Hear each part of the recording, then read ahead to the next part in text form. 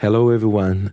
Today is a very, very sad day in Brazil. Everybody is mourning for the tragedy that happened in the south of Brazil in a disco where more than 230 lives were killed in a fire. And it's very hard to see this, the families and everybody completely destroyed by this tragedy. But at the same time, I was driving and thinking, say, look, why this can happen?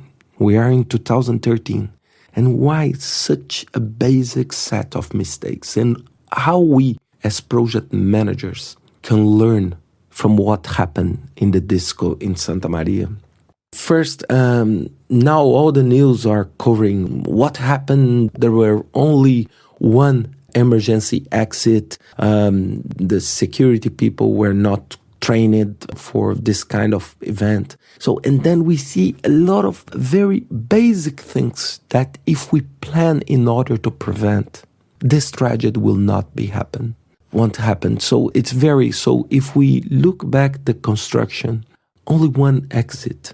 So how people license one place with only one, and then you put security people based on the news, telling that the people cannot leave without pay in the middle of the fire. So the lack of training, I was looking the people in the emergency trying to destroy one wall to get access to this with a lot of passion, a lot of desire to destroy, but people get killed so easy if they don't have air to breathe. So there is no time to do that. So the emergency response, so it's a lack of small events that drove us to this terrible results.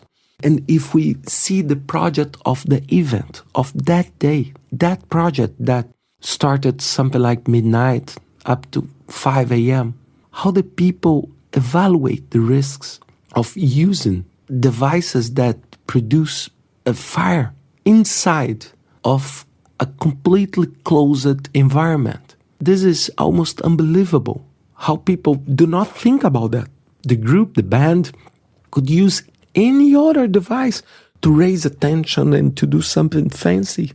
But they decided to use fire to demonstrate and this kind of pyrotechnic effects. And this started everything, added with the lack of training, with only one exit. So people start to get crazy trying to understand.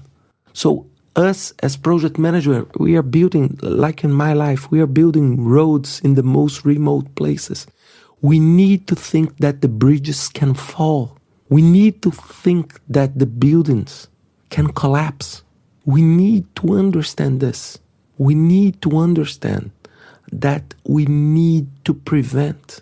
And prevention is far more easy. So it's very, very important. We are facing every 2-3 months a tragedy, or it's in a school in Connecticut, or it's the hurricane, or it's this tragedy in the disco in Brazil. We need to stop this and try to learn and try to see how we can handle this kind of tragedy in a better way. How we can spend it. I don't know if it's greediness. I don't know if it's a lack of time. I don't know if it's the crazy deadlines that everybody puts into the life. But people are forgetting to analyze the risks and to prevent them in a more deeper way. And the cost, it's not extremely high, it's unpayable. We have now more than 230 lives of young people that everybody's seeing on the news. Everybody's shocked, saying how this could happen. The last huge fire in Brazil was in the 60s. We are in 2013. This right now is just unacceptable. And I don't want to find the guilty because the guilty will not bring back these lives. But we need to find ways of understanding this and bringing this to our projects today to make sure that this kind of thing will not happen again. Never. The pay that Brazilian people is paying, the pay that these families are paying, it's just unbelievable. It's just unbelievable. So I want to dedicate this podcast to these people, and at least let's learn with that. And as project managers, we need to be responsible for thinking about this. and driving this into our organizations when we do projects like this. I hope you enjoyed this message, and my condolences to the families, and see you next week with another 5 Minutes PM podcast.